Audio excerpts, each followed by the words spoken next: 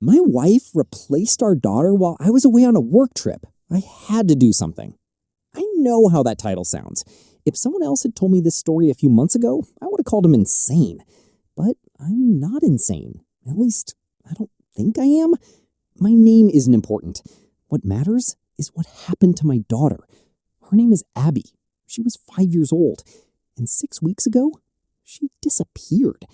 The strange thing is, nobody else seems to think she's gone. I'm a psychiatrist. My job is literally to identify irrational thinking, delusions, paranoia, false memories. I've spent years helping people separate reality from fiction, which makes what happened next even harder to explain. About 6 weeks ago, I was sent out of state for work.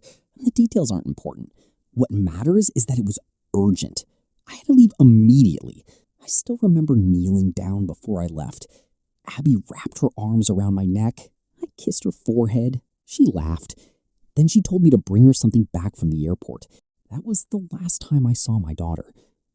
At least, the last time I saw the real Abby. The trip lasted longer than expected. When I finally got home, I was exhausted. I slept almost 10 hours straight.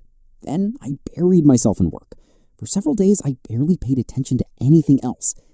At first, I thought Abby was just acting different because I'd been gone. Kids change quickly, especially at that age.